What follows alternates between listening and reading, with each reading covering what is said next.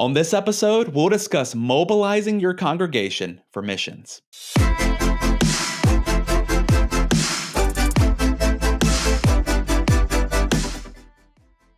Well, hey there, and welcome to another episode of the Church Leadership Lab podcast, the show that is dedicated to inspiring leaders and empowering healthy churches. We do that through conversations, interviews, stories, all as we explore what's happening in ministry today and how pastors and leaders can navigate what lies ahead. I'm Kendall Connor, and I'm joined by my co-host, Jessica Moore. Hey, how are you, Jess? Hey, Kendall. I'm doing good. How are you? Doing well. I'm pretty excited to jump into our conversation today. We got a great topic because we get to talk about missions, and it kind of gets me thinking a little bit. Have you ever been on a missions trip or been involved on a project working in missions before? I have. I went on 2 missions trips when I was in high school, and then one while I was in college. I went to Belize, and it was incredible. Wow. Yeah, that sounds awesome. I've been on a few different trips. We went to a place called Abaco. I went on 2 trips there when I was in college, and I actually spent some time in the inner city of Baltimore for a few years, and that was just amazing working in the inner city. And so I love this. I love that we get to talk through this topic today of missions and working on these different projects. And I'm really excited to dive in. But before we do that, I'd love to try something. I want to encourage our listeners who are tuning in today to go ahead and if you haven't already, hit that follow button, hit that subscribe button wherever you're enjoying our show from today. We want to make sure that you stay in the loop as we continue to release these conversations. And we're always trying to provide valuable resources to you. And that is the best way to make sure that you don't miss a thing. So before we move forward, go ahead and hit those buttons. We love to have you do that for us. Now, I want to jump back in. Joining us today, we have a very special guest that's going to talk about this topic of missions, and that is Micah Pritchard, who represents a great organization called Service Reef. And so before we jump into talking about mobilizing your congregation for missions, if you haven't connected with Micah before, I want to give you a little bit of background on him. Awesome person. Micah Pritchard is a seasoned leader with a strong background in software development and team leadership. Kind of an interesting combo there. He served in both large corporations and also small startup companies. And so he currently applies all of those skills and that knowledge that he's come up with in this time over at Service Reef, where he helps to build innovative tools to support missions and mobilization. Outside of work, Micah is a dedicated father of 4, actively involved in his local church, and he's really passionate about just using technology and strategy to serve organizations with purpose and impact. And so without further ado, I'm ready to jump into this conversation today. Hey, how are you, Micah? Hey, doing great. Thanks for having me, guys. I'm excited about this. Yeah, we're thrilled to have you joining us. Now, where are you joining us from today? The south side of Denver, Colorado. So we woke up to snow on the ground today, guys, and we will be in a battle between winter and summer until about June 1st. So. I love that. Well, I can tell you, I'm in North Carolina, and so we do not have snow on the ground. I can tell you that it is already hot. That spring weather just comes in with the warm weather super fast here. Yeah, I'm a little bit jealous. Jess, what about you? Yeah, we're tornado season. I'm in Oklahoma, and so I will say I'm in like Tulsa, a suburb called Broken Arrow, and Tulsa proper hasn't seen an actual tornado in a while.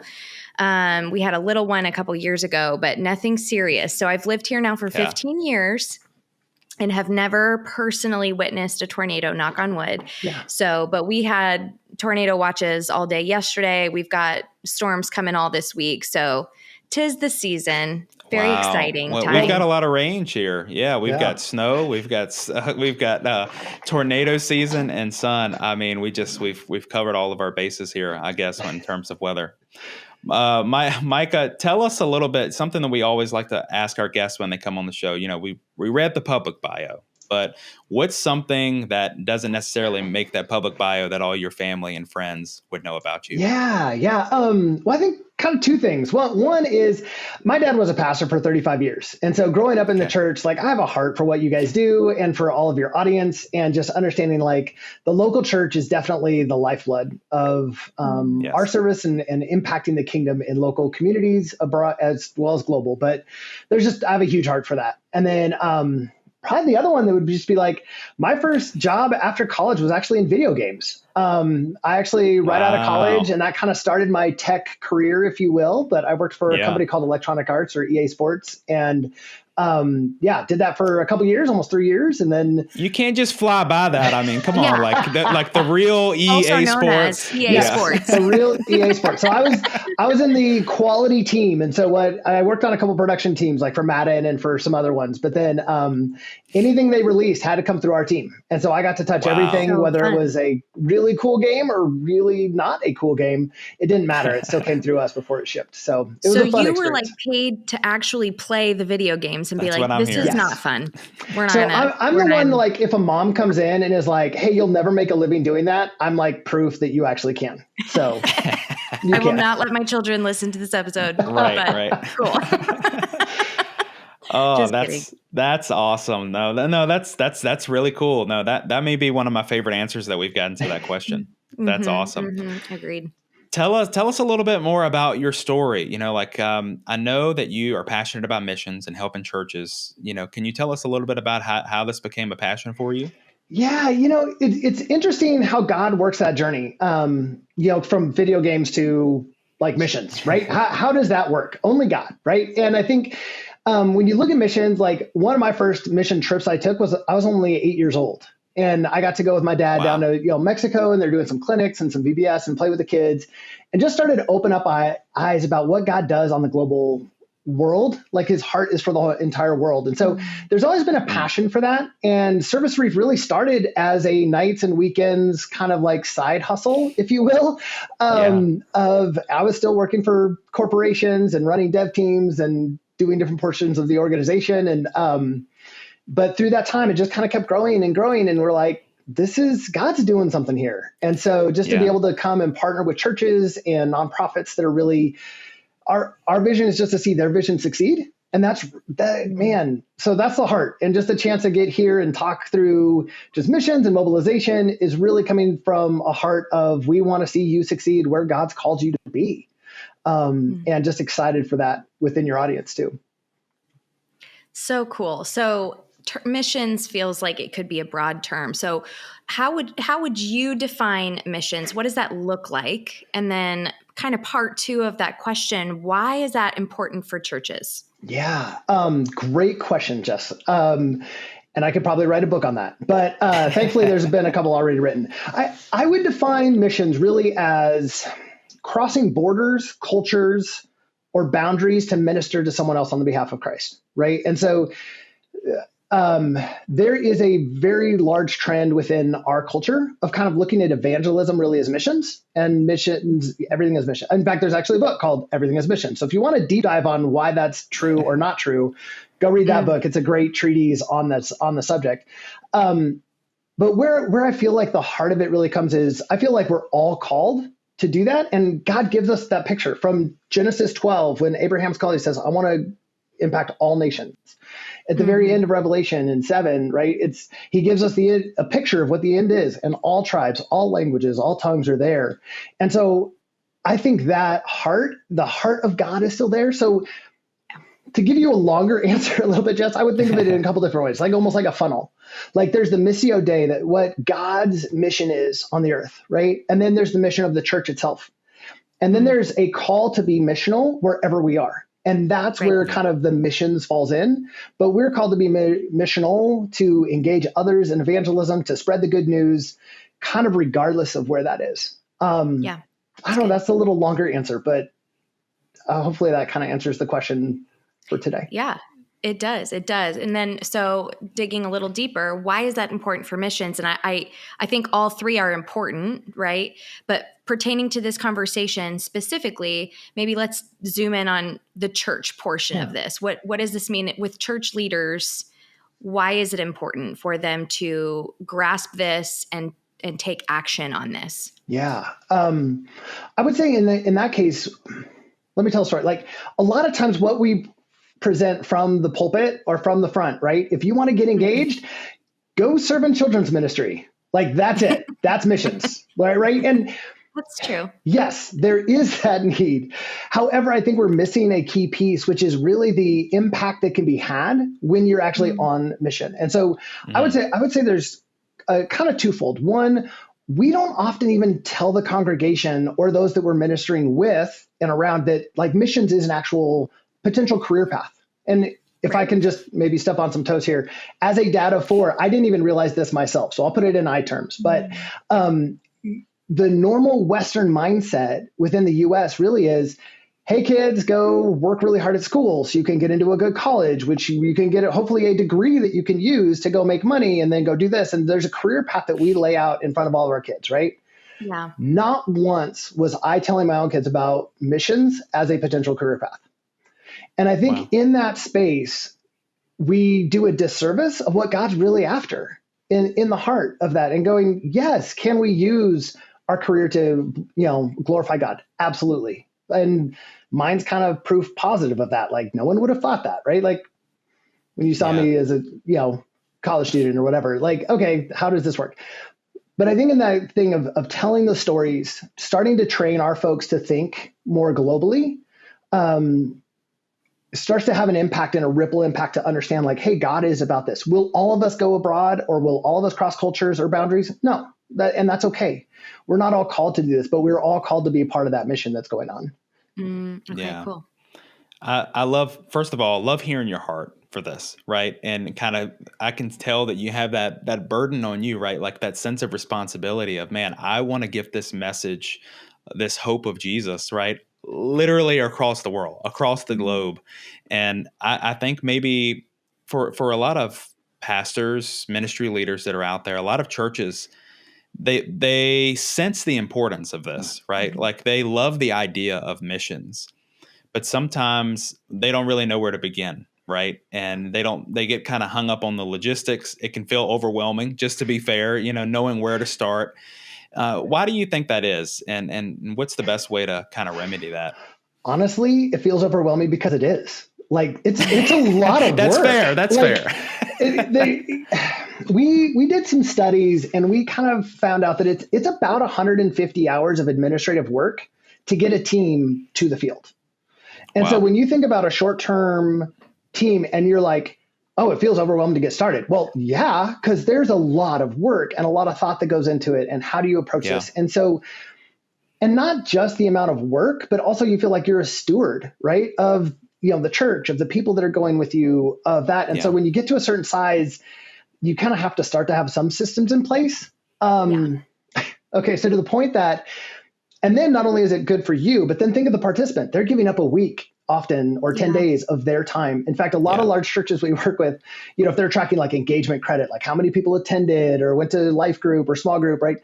One short-term trip will give them credit for an entire year. Like they realize that the amount of time that's spent by your participants, by you guys, is such an investment of time.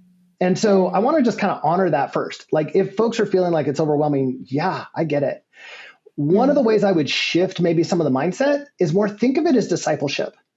Because you have this team, whether it's 10 people or 20 people or 5 people, like you have this team for a week. And think of how many 1-hour like small group sessions you have in a year, right? Even if you meet every week, that's 52 hours. You're going to have them for probably about 80 hours of actually on the field time. And so if you can kind of shift your mindset of like, this is a discipleship opportunity for even the participants in the field, sometimes even more than the actual impact we're trying to have in that community. And I think that helps a little bit, is thinking of this as an investment into the folks that are going as your participants, and using that as a discipleship mechanism to drive them into a deeper engagement. Because you have so many opportunities to have deeper conversations than you would ever have if you're just seeing them at a quarterly men's breakfast, right? That's so good. So it's like more bang for your buck. Not only are you pouring into this community, but you do have an opportunity to pour into the people and vice versa. I mean, I know that the trips that I've gone on, they were life-giving to me. But also too, I think it bolsters the leadership's, like when you go and serve a mission, usually you're working with someone on within your church or whatever ministry is sending out. And then you've got someone on the other side receiving in. This person that doesn't need to know Jesus, they usually do. It's life-giving to them as well. So I think anyone touching it will be, so boosted by it. So that's a great point. As far as discipleship, it's not just going in and serving and doing the things. It's also really pouring back into your own congregation, your own people, which then has a huge impact once they're back home, right? That fire catches and there's a desire to want to get involved. And that's a great point. Well, and just even belaboring that kind of ripple impact, Jess, is think of all the people who donated or helped that student or that person go on the trip. Like your ripple impact and the ability to tell stories about what God does in and through you, right? Because it's all about him. It's his mission. Like, so as you're doing this, like the ability for them to hear about the gospel, for them to hear about the stories that are being impacted. And so how do you share this story overall within your community can have huge ripple impacts. Absolutely. Love it. That's so great. Okay. So the term missions, we obviously just discussed, doesn't necessarily mean just going overseas, which I think a lot of times is what people think about first. Right. Obviously there's global projects, but stateside options, even like local projects. What are some pros and cons to participating in those types of serving activities? So we've kind of talked about the benefits, assuming that this conversation that we just had was really more global. So locally, let's serving in your community. What benefits do those types of serving activities have? Yeah. It's a both and really, like it's not like one is better than the other, right? Like you can be called into the inner city, into those in your community, into, single moms. There's all different ways to minister. Right. And so I think there's a little differentiation more when you get into like, hey, I'm feeling called to be a missionary, like someone who's going to go serve down the loop, at the local soup kitchen or going to go help pack meals. Like, great. That is service. Right. Yeah. And so in our terminology, we typically call them more like opportunities or service options because it's more than just that. And I would offer that they're really both on-ramps. Really, they're on-ramps into understanding more of what God's calling. I don't think you ever see someone that actually does truly feel called into missions and like is the one that like, hey, I'm moving across the ocean and I'm going to go this. They didn't start small, right? And so I think one of the challenges we think of as we think of engaging folks is it's often like just a little piece. Oh, it's this day of their time, or it's this week, or this. Like, no, this is a longer, like God is calling them and calling us all to live missionally. And this is a fraction of that time where we get to steward that. And so there's definitely trends kind of in that space of like trying to raise up native workers, right? Like what's our role within the Western church? These are bigger topics, businesses, missions, and I think when you talk about like, what is the difference, whether it's local or global, it really comes down to the intent.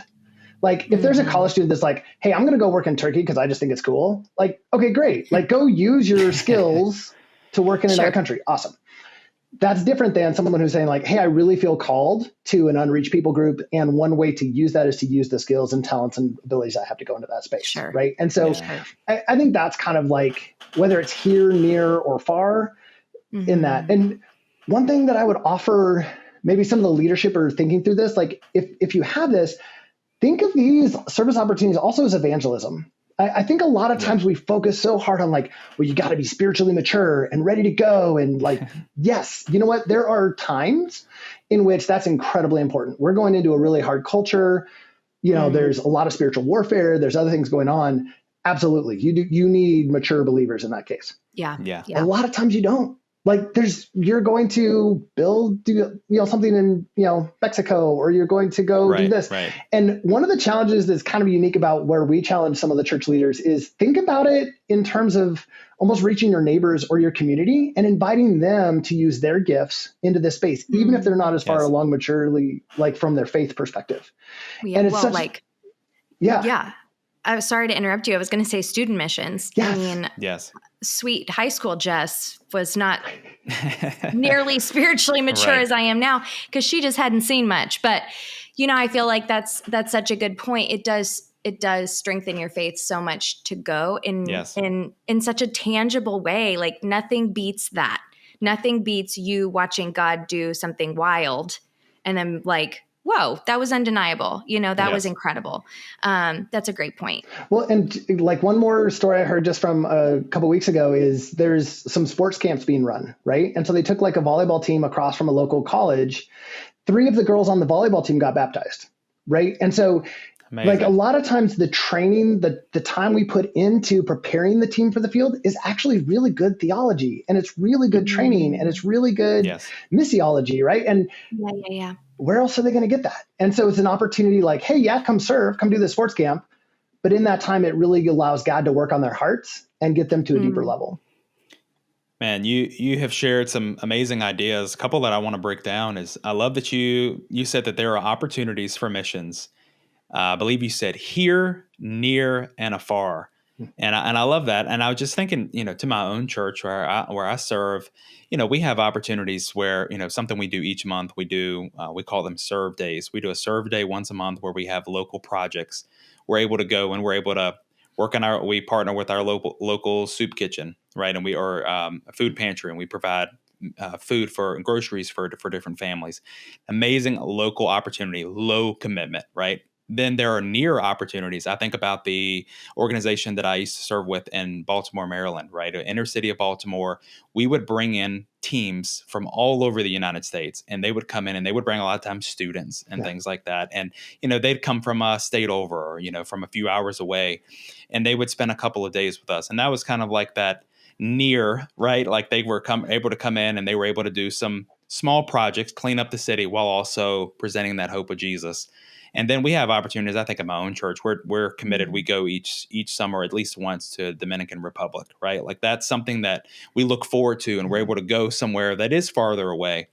And so having those different opportunities, and it is an on-ramp, right? Like you may not start by going, somewhere where you're going to need a passport, right? But you can start locally. You can, and then go, just take one step forward from that. And I love being able to kind of stretch people's faith in that as they're getting a little bit more involved. And then one other thing that I wanted to touch on is I love that you said that it's a tool to disciple the people who are in your church. These people that are participating, they're going to grow in this as well. I mean, honestly, I'd say that's yes, we want to go out there and we want to present the gospel to people, but you've heard it said like one of the best ways to learn something is to make you teach that thing, right? As if you've got to teach it to somebody else, you're going to internalize, you're going to take in that information in a way that is just it's going to stick with you longer. I think about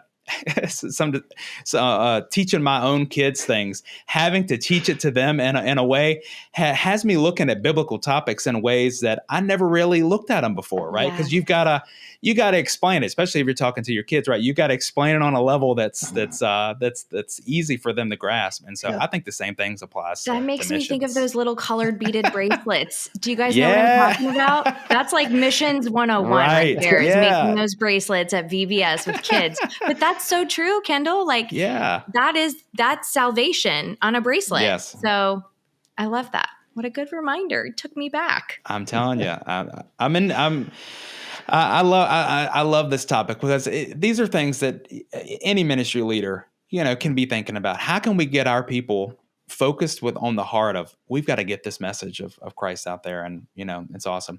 So let me ask you this, Michael, what are the, if you're planning on doing any of these things, right? Whether it is something small, like a local serve day, up to, going a couple of states over, or even going somewhere, to another country. What are those big elements that you see that ministry leaders should be considering before, or as they're planning a mission trip or a project? Yeah, I'm actually going to take a non-intuitive approach at this. And this is going to be, it may not seem intuitive at first, but what I would say is the philosophy going in should be working towards an exit strategy. And so as you go into, whether it's a new opportunity, a new partner in the field, a new option, whatever, I would always be looking at how can I exit the scene of that missions project and that still goes forward? And I think when you think that way, and I see a lot of churches like this where like When Helping Hurts or Toxic Charity or some of these other books that have been so influential to helping shape that, and leading well really kind of comes in out of that idea of like, look, I'm only there for a few hours. Really, the work needs to go on beyond our team, me being in that location, whatever it happens to be, right? And so when you come at it from an exit strategy perspective, it leads you to more sustainable thinking, more empowering the locals there. You're trying to avoid some of those dependencies, and it starts to have a ripple impact. It changes how you think, right? You start to think more strategically. You allocate resources more intentionally. You send your teams with more of a purpose, right? You're asking different questions. You're trying to go in to honor people in a little different way. And so I think that's a mind shift for a lot of us, is going in that. And so that'd be a big element there, is to just kind of like, how am I even thinking about going in? Because if I'm going in and I just want to do this one thing, that may be too small for what God really wants to do. And so if you're saying, hey, I want to come in and I want to impact and help that local ministry continue to thrive and grow and work towards exiting out of it, that starts to change your mindset a little bit more. So clarifier, I was thinking when Kendall asked that question, my initial thought was like, well, I would probably answer with logistics. Like, first you need to make a website first, like that type of thing. But I love that your answer is so much bigger than that.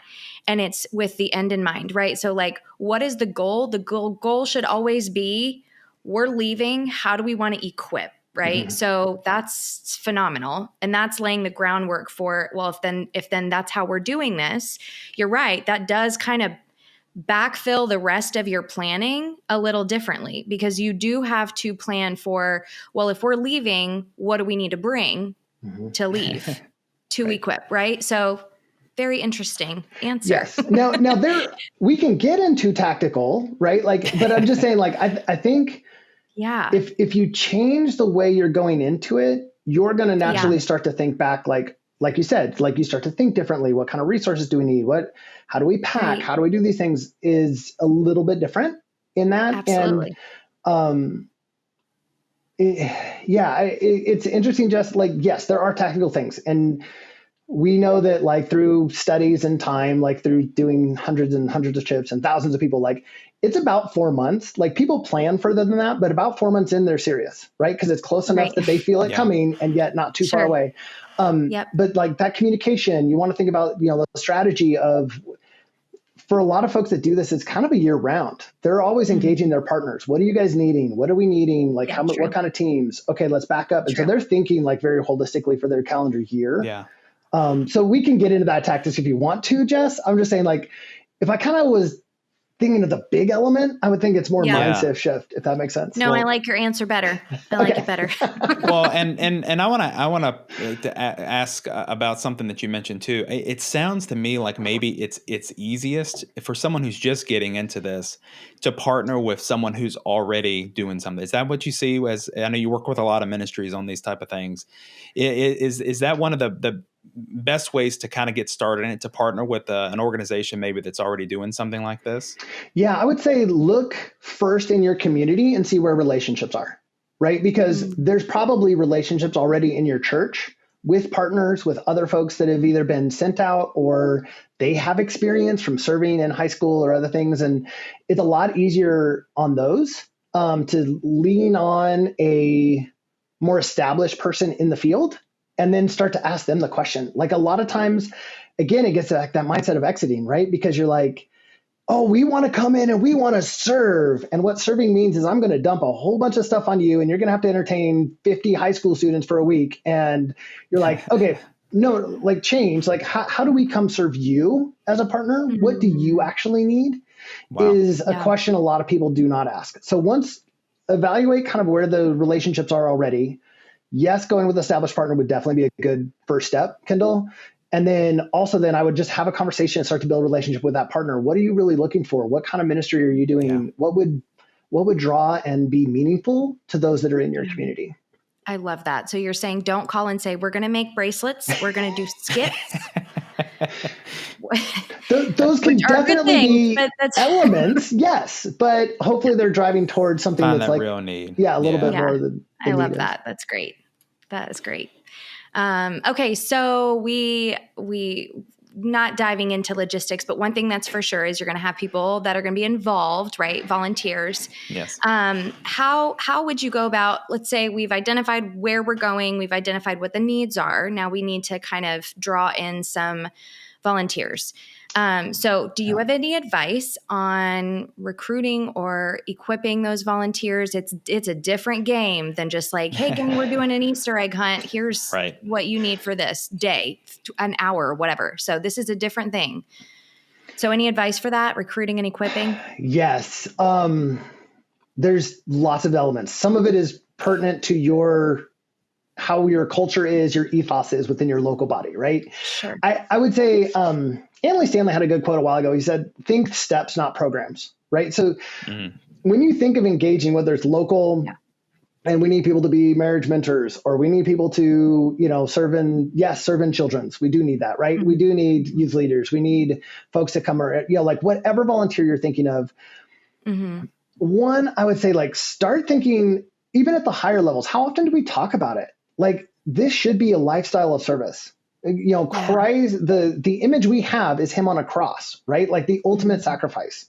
How often do we have that in our minds within our church body? We talk about a lot of other stuff, but it's like our first job is to lay it down. Now, we live in a very individualistic society. And I will say, talking to Micah Pritchard right now, sometimes have a hard time with that, right? I'm like, oh, I have so many things and I got to get kids here and do this. Like, you're asking for another hour, right? And I'm my day today. Yeah. So even exactly, you're like, oh my goodness, do you even see my calendar right now? Like you're asking me, so when you put yourself in that mindset of the volunteer of they're already slammed. They don't feel like they have time. So the question is either call them to the higher purpose, right? Hey, this is where we're going. And or really Simon Sinek did it so well. He's like, start with why. Why do we do this, right? Yes. Why are we doing this? View each step that they're taking, and as much as they're willing to invest, is really a step into a larger engagement with their service and with their time. And so one of the challenges with volunteers in general is you get upset, like, oh, this person's doing it, and then they bow out, and then time doesn't allow it, and this happens. And so you can get really emotionally invested into that. And I'd almost say my experience has been more, it's really been an invitation to trust of what God's doing. Oh, that person's pulling out. Now I don't have this role. Okay, do we still need that? Evaluate what we're doing and going, those flowers were really nice, but if that person can't help arrange the flowers anymore, could we get by for a few weeks without them? Probably, right? It's not the end of the world. And yet, I'm not trying to minimize. Please, if someone's currently going through oh my gosh, you have no idea, my flower person just quit, they're going to be super upset at me right now. That's not the heart. The heart is okay, God, start to get curious about what is it that God's wanting to do in that? And maybe it's time to say no to that program or that thing because we've always done it this way. Because we can't do it without those volunteers. Okay, we have to shift. Well, God, what are you leading us into? And so that's a lesson in disappointment in general, I think. God, what are you doing? Yes. No, it's good. So, Micah, for any pastor, ministry leader that's listening to this today, they're thinking about missions, they're hearing this conversation, but maybe they feel stuck. They don't know what to do next. Maybe they want to get into missions. They want to jump into some projects or plan a big trip. What would you say is the best place to start? What's a simple step that they can take today to mobilize in their church? Yeah. Okay, two things come to mind. One is, and I'm going to do promo for a second, so I apologize, but we do have a free ebook that's called Double Your Impact. That has we want to hear about 5 strategies. So double your impact. Yeah, 5 strategies. Just go to servicereef.com, servicereef, all one word, .com/double impact. So servicereef.com/double impact, and you can get a free resource. We talk about 5 strategies there of helping you to engage in that process. I think practically, because again, as you can hear, a lot of it is changing your mindset, and then that changes what outflows, right? And so God is often in that, Romans 12, all right, the kind of mindset of hey, let's transform our mind. And then it's amazing what kind of flows out of that. But practically, honestly, just pray. Like, let's not overlook that one. Like, spend some time in prayer, really be seeking God's heart for where does he want to lead you and your congregation. Engage your leadership if they're willing and open. Take them on a trip to go visit your partners, right? Go visit as you develop those relationships, start to engage your leadership, because when they start to buy in, one of the challenges we see a lot, and it's just across kind of the U.S. churches, you'll find folks that are very missionally driven, and they're like, yes, we need to go, we need to do missions. And yet they're hitting kind of a ceiling almost because the senior leadership is not involved, right? They have different priorities. They have different, and not because it's wrong, they just have been tasked or they feel passionate about different areas. And so what I would say is start small, share the wins as you have them. Engage with like, hey, our students went and did this. Like, how awesome is that? Like, start to promote that from the front, so there's a couple different ways of, working through that piece. But I would say like pray, start to engage your leadership. And that is kind of the key. Start to help them build relationships, because suddenly they come back and they're like, oh, they're doing so many cool things. Like, did you see this and this and this and this? And now they're becoming your evangelist to the rest of the congregation for getting that in. So start there, but then you can also check out the ebook as well. No, that's great. Really quickly, before I know we want to jump to our Fast Five that we end with, but something that we always like to talk through when we get a guest on here is we talk a lot about healthy churches. Yeah. I'm curious to know, in your opinion, what would you say is one essential component of a healthy church? Kind of a big question there, a loaded question, but I'd love to hear your perspective on it. What comes up is a somewhat loaded word too. I would say the healthy church is making disciples. And then you're like, well, what's a disciple, right? And then you get into huge, like a big thing there. I think the big thing really for churches is making disciples, making others. I think that's our call. I think that's what God commissioned us, what Jesus commissioned us to do. I think the challenge of it, especially in our environment, is it requires relationship, and it's messy and hard. And how do you measure it, right? We always want to measure, like, all right, we're moving towards a goal, because that's just our Western mindset. And yet it's hard. Am I a better dad, father, person? Am I following Christ more closely today than I was yesterday or the week before? You kind of have to know me. I have to sit down over coffee or do some things to find that out. And so it takes time. It's hard to measure, but I'd say that's probably the biggest thing, is as you see that ripple impact into the communities, because then if you have a bunch of people following God, he can lead them where you need to go. I love that. And man, does it take time to be relational, and we're just so dang busy. Oh, that's a great reminder. Okay. So final five. Are you ready for this? I mean, we're going to go through these fast. Jess, are you going to take us through these? Sure. Okay. So what is one book, either on this subject or similar, that you'd recommend to church leaders? Well, I mentioned it before. Let's do When Everything is Missions. And I don't even have the authors off the top of my head, so I apologize for that one. But we can get that for the show notes. Yeah, great. Get that for the show notes. But When Everything is Missions, I think is a really good treatise on this, and just how to call us up into a larger calling into that. I love it. Okay. You have to be honest on this one. Okay. It might be tempting to not be, but you have to be. Last thing that you listen to on Spotify or Apple Music, or wherever you listen to music. That's a great question. I do create a worship list each year based on a certain thing. And I'm like, but I can't remember the last thing I did.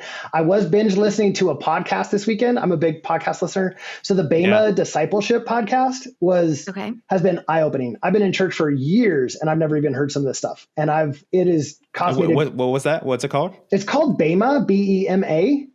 And it is literally like, it forces me to go back. I'm like, there is no way that's in the Bible. And I'm like it's there. It's been there the whole time. Like it's been there the whole time. Yeah. It's just, that one has been really, really good for me on my own journey through that process. So, okay.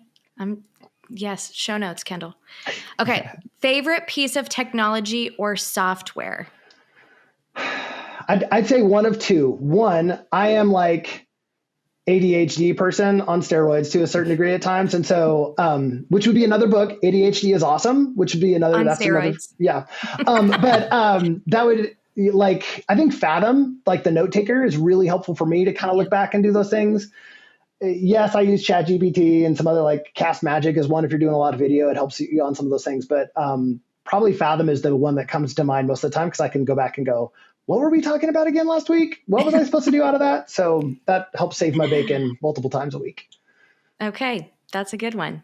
Okay, quote or advice that stuck with you over the years. I want to attribute this to, oh my goodness, who's the German philosopher? Bonhoeffer. I think he said something one time that said the best thing anyone can do for another is to look in and see what is most deeply that person, what God has most created there, and then call that out and encourage that. And that has always stuck with me. I'm sure there will be listeners that Google that and be like, nope, that wasn't Bonhoeffer, that was someone else. In my mind, they were always associated, so I apologize if that's wrong. But that's one quote that's just really kind of sunk in. Yeah, I love that. That's so good. Okay, one thing you would like to communicate to our audience of church leaders. You're not alone. I would say in that case, wow, I didn't even expect that. Like, that just came to me, but it was just like, man, in those spaces, guys, God is with you. There's others in that journey. And it can be lonely when you're leading from that perspective. And yet it's worth it. You're worth it. And then be curious, see where God wants to go. Like in that space, like that's one thing God's been really working in me on, that, tension between trust and fear. If I look too far ahead, there's like fear and anxiety, things that come in, like, but trust the story that he's writing. He called you there for a purpose. He's called you into that role for a purpose. And so until he calls you elsewhere, trust that the story that he's writing is good, and start to be curious about where he's leading in that space. Wow. I love that. That's a great message for all of our listeners today. Micah, this has been awesome. Jess, did you have something? No, just that you're not the first person that was the encouragement. So I think it's a necessary word for pastors right now and church leaders. That is a temptation to feel so alone in it. And so I'm not surprised that you got emotional, because I think it's something that God really wants to communicate to church leaders. So thank you for doing that. Thank you for saying that. Absolutely. Thank you for having me. This is fun. Love that. Yeah, this has been great. Michael, where can people follow you? Where can they hear more about the services and all that you provide? Can you tell us? Yeah, I mean, in general, like, go back, download the book, servicereef.com/double impact. Follow us on all the social media channels, Service Reef. But just be encouraged that, like, we are a software company, but we're here to really drive forward your vision. And I get to be in a really cool spot where I get to talk with tons of churches, big and small organizations. And I'm in kind of the central linchpin of like, oh, well, have you thought about that? Have you thought about that? And so reach out. Like, I'd love to have a connection if I can help or encourage you guys, or help creatively solve some kind of problem you guys are going through. It doesn't even have to be missions related. That's just kind of how I'm wired. So love relationship. I love that. And I love to hear your story about, how you're using software and technology just to make it, facilitate it, right? To make it easier. What a valuable thing that you're providing for the kingdom. I love that. And it's been great to talk through this with you today. Thank you for joining us on here. For sure. Thank you, Kendall. Thanks, Thank you, Jess. Micah. So nice to meet you. Yeah, absolutely. For all of our listeners who are at home, I would just say, like, if today has been valuable to you, if you picked up any valuable information, any, practical advice that just meant anything to you, we'd love to hear from you. We'd love to, there's always a spot wherever you're listening to podcasts to leave a review, or if you're watching over on YouTube, to leave a comment. Definitely let us know if missions is something that's important to you, or if this has been valuable to you and you can think of someone else who is serving in ministry that this would be valuable to. Definitely share this. Help us get the word out to more people, to spread this resource to someone else. It means a lot to us. It's just why we do what we do. We love helping churches. And so we'd love your help on that. Leave us a comment, leave us a review. Again, if you are not following or subscribing, definitely do that. We'd love to have you be a part of that with us, because we just want to come alongside you and help you on this journey of ministry. So thank you again for everyone who's been. Jess, thank you for co-hosting with me. Micah, thank you again for joining us. And for everyone as a home, thank you for listening. We will see you right back here next time on Church Leadership Lab. This episode of the Church Leadership Lab podcast is brought to you by Ministry Brands, the largest provider of church technology software. Over 90,000 churches rely on Ministry Brands, for their single platform solution that brings together all the digital tools a church needs. From online giving to websites to church management software and more, Ministry Brands is leading the way in simple to use, innovative solutions, all with the goal of empowering healthy churches. To learn more, visit ministrybrands.com.